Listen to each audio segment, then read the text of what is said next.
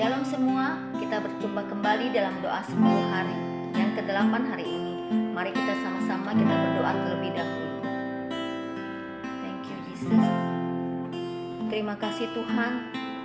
Terima kasih kalau pada malam hari ini kami masih bisa berkumpul Bapa dalam rumah kami masing-masing. Itu semua karena kebaikan-Mu. Biarlah malam hari ini Bapa, Roh-Mu turun di atas pujian yang kami nyanyikan Tuhan. Terima kasih Tuhan. Haleluya, amin. Kita angkat satu pujian, Tuhan hadir di bait kudus-Nya. Tuhan hadir di bait kudus-Nya saat umat mencari wajah-Nya, berseru, berdoa, bersujud menyembah dan menikmati kehadiran-Nya. Tuhan mau dekat dengan umat-Nya yang datang dengan segenap hatinya, berseru, berdoa, bersujud menyembah dan menikmati kehadiran-Nya.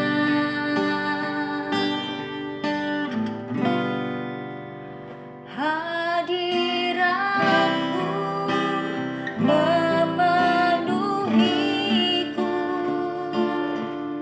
hadirat kudus-Mu penuhi baitku, dan ku tersungkur menyembah-Mu.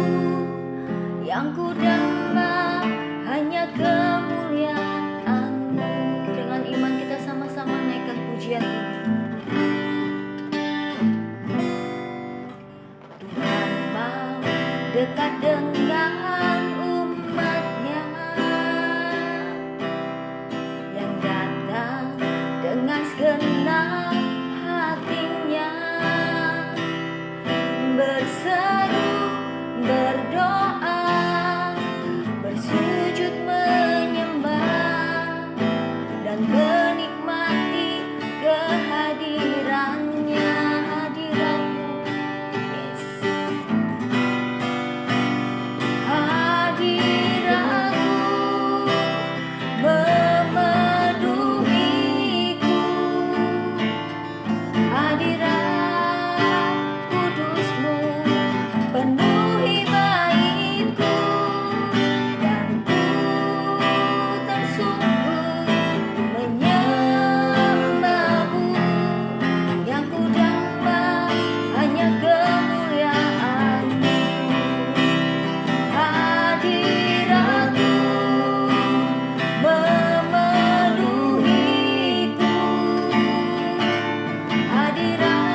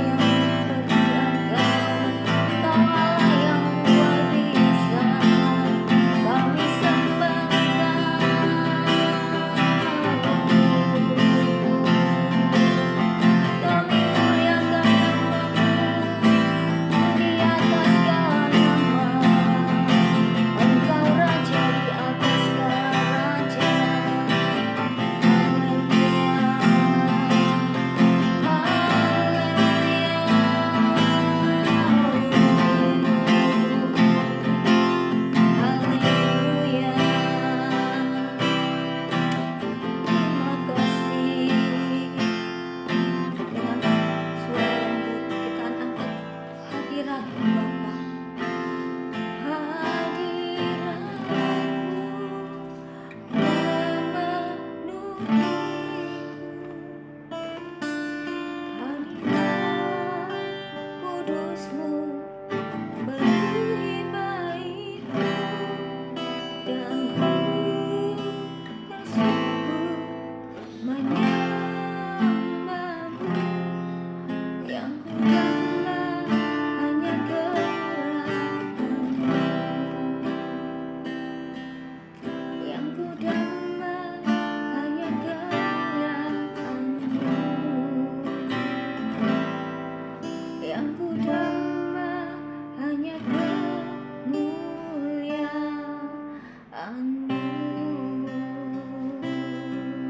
Terima kasih, terima kasih Yesus, terima kasih. Haleluya. Terima kasih Tuhan, terima kasih Bapa, terima kasih Tuhan. Kami siap Bapa untuk mendengar firman-Mu Bapa. Biarlah apa yang kami dengar Tuhan, biar kami juga bisa melakukan menurut firman-Mu dan menjadi terang bagi orang-orang di sekitar kami Tuhan. Terima kasih Tuhan. Haleluya. Amin. Shalom, selamat malam. Selamat ketemu kembali di dalam ibadah online pada malam hari ini. Kita bertemu di dalam doa 10 hari, dan mana ini sudah hari yang ke-8. Kita percaya kalau dari hari pertama sampai hari ke-7 Roh Kudus sudah diberitakan bagi setiap kita. Firman Tuhan diberitakan mengenai Roh Kudus yang selalu bisa menguatkan bagi setiap kita. Dan malam hari ini kita juga mau dengar firman Tuhan, kita mau dengar sharing firman Tuhan mengenai Roh Kudus. Dan saya akan membawakan kenapa kita perlu Roh Kudus di zaman sekarang. Apa sih pentingnya Roh Kudus bagi setiap kita? Kita tahu bahwa setiap kita tidak memiliki kekuatan yang luar biasa dalam hidup ini. Kita tahu kita punya kekuatan yang terbatas. Bahkan kita juga bersyukur kalau Tuhan Yesus sungguh mengasihi setiap kita. Dia disalib menebus dosa kita, Dia bangkit pada hari yang ketiga, bahkan Dia juga naik ke surga. Dia naik ke surga bukan buat menyelamatkan dirinya sendiri, tapi Dia naik ke surga untuk menyiapkan tempat bagi setiap kita. Bahkan pada saat Dia naik ke surga yang luar biasanya itu, Bapak juga tahu bahwa kita ini makhluk yang lemah, bahwa Bapak juga tahu kita makhluk yang terbatas. Dan bahkan Dia udah persiapin semuanya. Dia memberikan kita penolong yang lain, yaitu Roh Kudus. Karena Dia tahu pada saat Tuhan Yesus hadir secara fisik aja di dunia beserta murid-muridnya, dari beberapa murid yang sudah Dia muridkan itu ada satu Yudas Iskariot yang mengkhianati. Bahkan satu lagi Petrus yang dibilang dekat sekali dengan Tuhan, yang selalu mengiring Tuhan kemanapun Tuhan pergi, itu saja bisa menyangkal Dia. Dan oleh karena itu Dia tahu kita ini perlu selalu dibimbing, kita ini perlu selalu dituntun, dan Dia mengasihi setiap kita, saudara.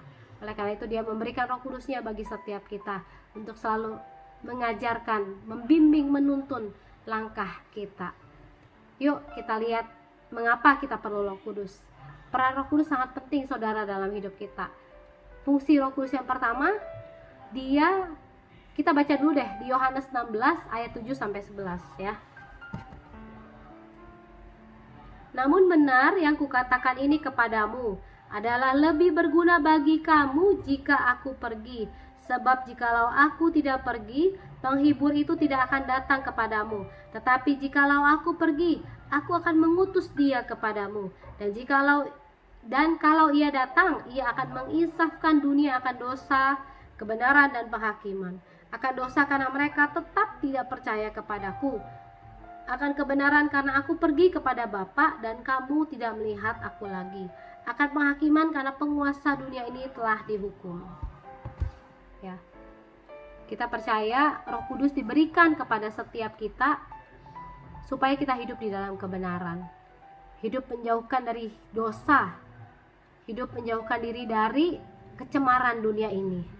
Roh Kudus, kalau tadi dibilang berkarya itu, bekerja itu, Roh Kudus bukan hanya untuk orang percaya aja, saudara. Roh Kudus juga bekerja buat orang yang tidak percaya. Tuhan Yesus menjelaskan bahwa Roh Kudus menginsafkan hati orang yang tidak percaya akan dosa mereka, karena mereka tidak percaya akan Yesus Juru Selamat kita. Nah, biarlah pada saat Roh Kudus dicurahkan, Roh Kudus juga mampu bekerja bagi orang yang percaya maupun yang tidak percaya. Kita tahu apa sih buktinya bahwa Roh Kudus bekerja juga bagi orang yang tidak percaya. Saudara tahu pada saat Petrus berkhotbah yang pada hari Pentakosta, dia membuat 3.000 orang bertobat. Dia berkata tentang Tuhan Yesus Kristus yang ditentukan Allah untuk disalibkan dan dibunuh oleh orang-orang yang tidak bertanggung jawab. Tetapi Allah membangkitkan dia dari antara orang mati. Ketika itu Roh Kudus menginsafkan orang-orang yang tidak percaya kepada dia. Roh Kudus menginsafkan 3.000 orang bertobat, dan dia membawa setiap orang-orang yang belum percaya kepadanya untuk datang. Oleh karena itu, saudara, kita juga jangan menyimpan Roh Kudus ini hanya untuk diri kita, tapi kita mau bagi, kita mau bersaksi bagaimana Roh Kudus bisa bekerja juga buat setiap orang-orang yang tidak percaya. Tapi bagaimana mereka bisa percayakan Tuhan jika kita juga tidak bersaksi tentang Tuhan? Dan biarlah pada saat kita punya Roh Kudus di dalam kehidupan kita, kita menjadi saksinya Tuhan. Kita memberitakan kebenaran, kita memberitakan kabar baik, kita bawa setiap dunia ini supaya mereka mau menginsafkan diri, mereka menerima bahwa Tuhan Yesus adalah Juru Selamat dalam kehidupan kita. Kita juga tahu, saudara, pada saat Roh Kudus dicurahkan dan Petrus membuat 3.000 orang bertobat, setelah itu Roh Kudus bekerja secara luar biasa. Bahkan dia membuat Petrus menyembuhkan orang lumpuh. Bahkan orang yang tersentuh oleh bayangan Petrus pun, mereka sampai ngejar-ngejar bayangan Petrus supaya mereka sembuh. Kita percaya pada saat Roh Kudus dicurahkan, dia akan membuat banyak orang yang tadinya tidak kenal, banyak orang yang tadinya nggak percaya, tapi pada saat mereka melihat dengan perbuatan secara nyata apa yang dikerjakan Roh Kudus kepada Petrus maupun kepada rasul-rasul yang lain, mereka mengejar hal itu. Dan setelah mereka sembuh, mereka bersaksi buat nama Tuhan bagaimana mereka disembuhkan. Dan biarlah peran Roh Kudus di dalam menginsafkan dunia, di dalam Roh Kudus menginsafkan akan dunia dari dosa dan kebenaran dan penghakiman, itu juga bisa kita lakukan pada kehidupan kita. Kita bisa membawa banyak orang untuk bertobat, dan kita bisa membawa banyak orang mengenal Tuhan lebih lagi. Haleluya, haleluya. Poin yang kedua, kita mau baca lagi dalam firman Tuhan di Yohanes 14 ayat 16. Apa fungsi Roh Kudus di dalam kehidupan kita zaman sekarang? Aku akan minta kepada Bapa, dan Ia akan memberikan kepadamu seorang penolong yang lain, supaya Ia menyertai kamu selama-lamanya. Kita percaya bahwa Roh Kudus menjadi penolong bagi setiap kita. Bahkan perikop depannya mengatakan Yesus menjanjikan penghibur. Saudara, kita bersyukur kalau Tuhan Yesus mengasihi setiap kita. Bahkan Ia tahu kelemahan setiap kita. Oleh karena itu dia tahu kalau kita ini umat-umat yang perlu ditolong oleh Roh Kudus. Kita perlu ditolong senantiasa oleh Tuhan Yesus. Dan Roh Kudus merupakan pengganti Tuhan Yesus secara fisik. Kalau zaman dulu Tuhan Yesus hadir secara fisik kepada murid-murid. Dia mengajar, dia membimbing, dia memberikan perumpamaan-perumpamaan, dia memberikan teladan apa yang harus dikerjakan oleh orang murid Tuhan Yesus. Tapi kita percaya di zaman sekarang ini, pada saat Tuhan Yesus sudah naik ke surga, dia memberikan Roh Kudusnya bagi setiap kita. Dia memberikan penolong yang lain karena dia tahu kita penuh dengan kelemahan, kita penuh dengan keterbatasan. Saudara percaya bahwa setiap pergumulan kita Tuhan ada di dalamnya. Bahkan kata-kata ia menyertai kita selama-lamanya, memberikan penghiburan bagi setiap kita, bahwa dia Allah yang tidak meninggalkan setiap kita. Tapi apakah kita sebagai anak-anaknya, kita mau melekat kepada Tuhan? Balik lagi, ini berbicara tentang hubungan dua pribadi. Pada saat hanya Tuhan Yesus saja yang punya inisiatif, tapi kita tidak menyambutnya, hal itu juga tidak akan menjadi kenyataan. Seperti pada saat Tuhan Yesus memberikan Roh Kudus bagi setiap kita, tapi kita nggak memberikan keterbukaan kepada Roh Kudus, kita nggak membiarkan Roh Kudus berfungsi dalam hidup kita, hal itu juga tidak akan menjadi satu kenyataan, saudara. Pada saat kita mengalami pergumulan, pada saat kita mengalami kesulitan, kita bingung apa yang harus kita kerjakan, pada saat kita onin Roh Kudus kita percaya bahwa Roh Kudus bekerja pada saat itu. Apakah kita sudah melakukan hal itu? Dan apakah kita setiap hari melakukan hubungan intim kita dengan Tuhan? Kalau masa-masa sekarang ini, masa-masa PSBB dibilang, di mana orang-orang punya waktu seharusnya lebih banyak untuk bersekutu dengan Tuhan. Seharusnya lebih banyak dia punya waktu menyembah Tuhan, membaca Alkitab, dia berdoa kepada Tuhan. Harusnya kita punya waktu lebih banyak. Tapi saudara, apakah kita melakukan hal itu untuk membangun hubungan kita dengan Tuhan? Saudara tahu dong, secara manusia saja, kalau kita mau dekat dengan seseorang, kita nggak mungkin hanya sesekali doang, setahun sekali telepon, setahun sekali ketemu. Tapi pada saat kita mau punya hubungan yang intim, yang dekat dengan seseorang, kita perlu membangun keterbukaan. Kita melalui pembicaraan kita, melalui kita sering datang ke rumahnya, kita sering berbicara dengan dia, kita sering telepon dengan dia. Disitulah keterbukaan terjadi, keintiman terjadi.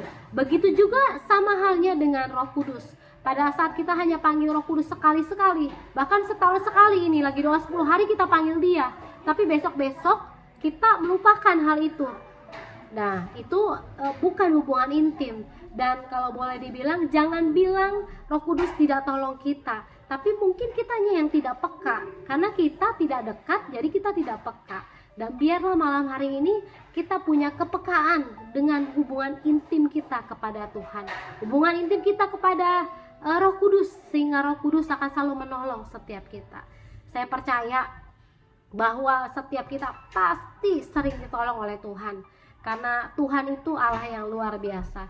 Oleh karena itu saudara, pada saat kita bilang, aduh Tuhan, saya belum pernah ditolong, saya belum pernah mendengar Tuhan melakukan hal yang luar biasa dalam kehidupan saya tidak pernah melihat mujizat dalam hidup saya. Kita juga boleh introspeksi, saudara. Kita boleh introspeksi, kenapa mujizat tidak pernah terjadi dalam hidup kita. Apakah memang kita yang kurang mendekatkan diri kepada Tuhan? Apakah memang kita yang hanya panggil Tuhan sekali-sekali?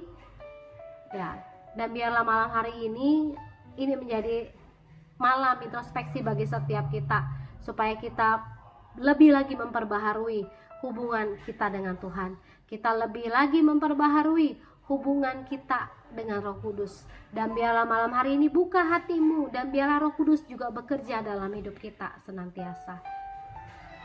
Poin yang ketiga, saudara, apa peran Roh Kudus di dalam kehidupan kita di zaman sekarang? Kita mau baca Yohanes 16 ayat 13. Tetapi apabila ia datang, yaitu Roh kebenaran, ia akan memimpin kamu ke dalam seluruh kebenaran. Sebab ia tidak akan berkata-kata dari dirinya sendiri, tetapi segala sesuatu yang didengarnya, itulah yang akan dikatakannya, dan ia akan memberitahukan kepadamu hal-hal yang akan datang. Luar biasa. Pada saat Roh Kudus ada dalam kehidupan kita, dia punya peran yang luar biasa, saudara. Coba saudara baca bahwa dia akan memimpin kita kepada kebenaran, bahwa dia akan selalu memimpin kita untuk kita menjauhkan diri dari namanya dosa. Kebenaran itu berbicara tentang hal-hal yang indah, hal-hal yang sedap dengar, hal-hal yang baik, hal-hal yang mulia. Dan biarlah semuanya itu dipikirkan oleh setiap kita. Biarlah kebenaran yang akan selalu memimpin orang-orang beriman. Dia akan mengajar. Bahkan pada saat kita membaca Alkitab, Alkitab ini sebuah kebenaran. Pada saat kita baca Alkitab, kita tidak mengerti, saat itu kita percaya Roh Kudus yang akan menyingkapkan banyak hal. Saya percaya bahwa setiap kita pasti pernah diberikan pewahyuan yang baru, hikmat yang baru. Pada saat kita nggak mengerti hal-hal ini di dalam Alkitab, banyak hal-hal yang terselubung. Tapi pada saat itu Roh Kudus bisa berbicara kepada setiap kita, secara otomatis berbicara kepada setiap kita. Saya mau kasih kesaksian, saudara.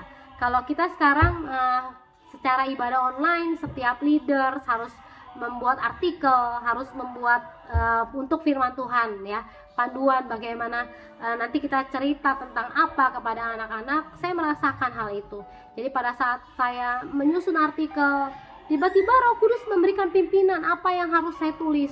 Dia memberikan saya pimpinan apa yang harus diambil, tokoh mana yang harus bisa diceritakan kepada anak-anak sebagai satu contoh. Dan bahkan dia memberikan pimpinan untuk ayat-ayat tertentu yang harus saya tuangkan. Dan di situ saya percaya bahwa bukan karena hebat saya, tapi saya percaya bahwa itu tuntunan Roh Kudus, sehingga setiap guru-guru juga dalam mereka juga melakukan susunan cerita. Bahkan pada saat ini juga doa 10 hari, kita percaya bukan karena kuat hebatnya kita bahwa kita bisa sharing firman kepada jemaat, tapi kita percaya itu tuntunan Roh Kudus yang memberikan kita hikmat untuk kita mengerti kebenaran yang dituangkan di dalam firman Tuhan. Dan juga saudara, dikatakan bahwa dia akan memberitahukan kepadamu hal-hal yang akan datang. Pada saat kita punya Roh Kudus, kita punya kepekaan juga. Kalau tadi di di poin sebelumnya saya sempat singgung bahwa dia akan memberitahukan perjanjian-perjanjiannya kepada orang yang dikasihinya. Itu saya sungguh berharap bahwa setiap kita juga mengerti bahwa apa yang akan terjadi ke depan, bagaimana kita harus bertindak sekarang, dan biar Roh Kudus saja yang pimpin kepada setiap kita. Bahwa apa yang harus kita kerjakan di masa-masa ini, kita tahu kita tuh perlu tuntunan Tuhan. Karena kalau secara dunia kita nggak tahu kapan pandemi ini berakhir. Tapi biarlah Roh Kudus saja yang memimpin kepada setiap kita apa yang harus kita kerjakan, apa yang harus kita lakukan, apa yang harus kita apa yang harus kita buat pada saat bisnis turun, pada saat omset juga turun. Apa sih yang harus kita buat, Tuhan? Bagi para pebisnis itu yang merupakan tuntunan Tuhan di dalam kehidupan mereka. Bagi para pelajar, apa sih yang harus dikerjakan di rumah? Apa yang harus dibuat supaya tetap bisa mengikuti pelajaran dengan baik walaupun pelajaran secara online itu juga bisa dikerjakan. Bahkan bagi setiap kita ibu rumah tangga, apa nih yang harus kita bisa kerjakan untuk kita juga bisa menuntun anak-anak kita yang lagi home learning, untuk suami kita yang sedang WFH di rumah, ya, supaya kalau boleh dibilang secara berita saya baca angka kriminal KDRT itu kekerasan dalam rumah tangga meningkat. Tapi biarlah pada saat kita punya Roh Kudus, dia akan memimpin kita kepada seluruh kebenaran. Dia akan mengajar kita apa yang harus kita kerjakan, sehingga tidak ada yang namanya kekerasan dalam rumah tangga, tidak ada namanya keributan, bahkan perceraian tidak ada. Karena hal itu sudah kita buang jauh-jauh. Karena Roh Kudus yang selalu memimpin setiap kita di dalam kebenaran. Kita juga percaya, saudara, pada saat kita hidup di dalam kebenaran, kita juga akan menjaga kekudusan. Kita menjaga kekudusan supaya kita juga tidak tercemar oleh dunia ini. Saya berdoa bagi setiap kita yang mungkin masih punya keterikatan dosa, dan biarlah pada malam hari ini, pada saat kita terima Roh Kudus, biarlah dosa-dosa tersebut boleh dihilangkan, sehingga hanya Roh Kudus saja yang memampukan setiap kita untuk melakukannya. Dan biarlah nama Tuhan dimuliakan dalam setiap kehidupan kita. Kita ini orang-orang yang berbahagia, saudara. Kita sungguh berbahagia malam hari ini. Dan biarlah mari kita buka hati kita malam hari ini. Kita terima Roh Kudus malam hari ini. Kita minta Roh Kudus memperbaharui hati setiap kita. Kita minta hati yang selalu rindu punya hubungan dekat kepada Tuhan. Tadi saya sudah bahas tentang 3 poin, bahwa Roh Kudus akan menginsafkan dunia akan dosa, kebenaran dan penghakiman. Itu peran Roh Kudus, dan Dia juga akan memimpin kita untuk bisa bersaksi lebih lagi kepada nama Tuhan. Dia akan memimpin kita untuk tidak punya ketakutan, dan Dia akan memimpin kepada setiap kita untuk tidak malas bersaksi. Bahkan kita menjadi pelayan-pelayan Tuhan yang melakukan perintah Tuhan. Di dalam Kisah Para Rasul 1 ayat 8. Jika Roh Kudus turun ke atas kita, kita akan menjadi saksinya Tuhan di Yerusalem, Yudea, Samaria, bahkan sampai ke ujung bumi. Yang kedua, bahwa Dia akan selalu menolong setiap kita, apapun pergumulan dan permasalahan kita. Jangan lupa untuk selalu berharap kepada Tuhan. Dia penolong satu-satunya dalam kehidupan kita, dan Dia akan menyertai. Allah Immanuel akan selalu ada di dalam kehidupanmu. Yang ketiga, Dia akan memimpin kita kepada seluruh kebenaran. Dia akan selalu memberikan hikmat-hikmat yang luar biasa kepada setiap kita. Pada saat kita melakukan firman-Nya, pada saat kita membagikan firman Tuhan, Dia akan memimpin kita kepada seluruh kebenaran. Dan juga hikmat-hikmat yang tersembunyi, bahkan pewahyuan-pewahyuan yang baru akan dicurahkan bagi setiap kita. Untuk kita selalu hidup menjauhkan diri daripada dosa. Yes, mari kita tutup di dalam doa. Kita sama-sama berdoa. Tuhan Yesus yang baik, kami bersyukur malam hari ini kami sudah dengar firman Tuhan. Dan biarlah Tuhan kami boleh menjadi pelaku firman Tuhan. Kami mau menghidupkan Roh Kudus-Mu Tuhan di dalam kehidupan kami. Sehingga pada saat Roh Kudus-Mu hidup, Roh Kudus-Mu menjalankan fungsinya di dalam kehidupan kami percaya Tuhan, seluruh kehidupan kami boleh menjadi kehidupan yang berkenan buat Tuhan. Terima kasih Bapa yang baik, terima kasih. Dan kami percaya Tuhan, mujizat Tuhan tetap terjadi sampai hari ini. Kami percaya bagi kami yang sakit Tuhan sembuhkan. Bagi kami yang berbeban berat, kami percaya Tuhan yang memberikan kami kelegaan. Bagi kami juga Tuhan yang punya pergumulan-pergumulan yang tidak bisa kami ungkapkan, kami tahu Tuhan Kau Allah yang mengerti Tuhan, lebih daripada doa yang kami naikkan. Kami percaya Tuhan di dalam Kau ada jalan keluar, di dalam Kau ada solusi yang terbaik, di dalam Tuhan selalu ada hal-hal yang baik dalam kehidupan kami. Karena kami tahu Tuhan merancangkan hal-hal yang damai sejahtera, hal-hal yang baik, bukan rancangan kecelakaan dalam hidup kami. Terima kasih Bapa yang baik, terima kasih. Di dalam nama Yesus kami berdoa dan mengucap syukur. Haleluya. Amin. Shalom jemaat yang dikasihi Tuhan. Hari ini kita sudah sampai di hari yang ke-8 ya. Kita sudah memuji menyembah Tuhan, kita sudah mendengarkan firman Tuhan. Kita bersyukur kalau sampai hari ke-8 kita masih bisa diberi kesempatan untuk mengikuti ibadah doa 10 hari secara online. Mari saudara, saya mau undang Bapak Ibu semua untuk kita berdoa bersama-sama, berdoa syafaat ya, buat pokok-pokok doa yang akan kita bawakan. Mari kita bersatu hati. Tuhan, terima kasih Tuhan untuk malam hari ini. Kami bersyukur untuk ibadah doa 10 hari yang sudah sampai pada hari ke-8. Terima kasih Tuhan untuk kesempatan yang masih Kau berikan bagi kami, untuk kami bisa terus beribadah meskipun secara online, tapi kami yakin dan percaya kuasa-Mu dan hadirat-Mu tetap ada di dalam setiap ibadah yang kami ikuti ya Bapak. Terima kasih Tuhan, terima kasih Bapak. Tuhan, pada malam hari ini kami mau bersatu hati berdoa syafaat untuk bangsa dan negara kami, tempat di mana kami tinggal, tempat di mana kami melakukan kegiatan aktivitas kami sehari-hari. Biarlah Tuhan Kau memberkati bangsa dan negara ini, biar bangsa dan negara ini boleh memancarkan kemuliaan Tuhan. Tuhan memberkati setiap pemimpin kami di bangsa negara ini, mulai dari Presiden kami Pak Jokowi, Wakil Presidennya Pak Kiai Haji Ma'ruf Amin, dan juga seluruh staf pemerintahan hingga lurah, RT dan RW. Biarlah Tuhan Kau memberkati mereka dengan hikmat, marifat dan kemudian daripada-Mu, supaya mereka dapat bisa memimpin bangsa ini dengan baik ya Bapak. Juga terutama Tuhan pada saat ini kami menghadapi pandemi virus corona. Biarlah Tuhan kalau boleh virus corona ini boleh cepat berlalu, boleh segera berlalu dari bumi ini, sehingga keadaan boleh kembali berangsur-angsur normal dan kami bisa melakukan kegiatan aktivitas kami seperti semula ya Bapak. Terima kasih Tuhan, memberkati setiap tenaga medis, setiap tenaga kesehatan yang bekerja siang dan malam tanpa henti. Mereka melayani setiap pasien yang datang kepada mereka. Biarlah Tuhan Kau memberkati mereka dengan imunitas, kekebalan tubuh yang lebih lagi, supaya mereka dapat tetap terus sehat, dapat tetap terus fit untuk bisa melayani setiap pasien yang datang kepada mereka ya Bapak. Terima kasih Tuhan, terima kasih Bapak.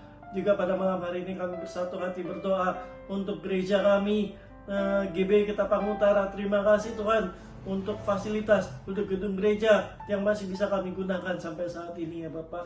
Tuhan memberkati proses pembelian gedung gereja ini, Biarlah Tuhan kami bisa mengumpulkan dana secepat mungkin untuk kami bisa membeli gedung gereja ini, menyerahkan dana ini kepada pemiliknya, sehingga kami bisa dengan resmi memakai gedung gereja ini.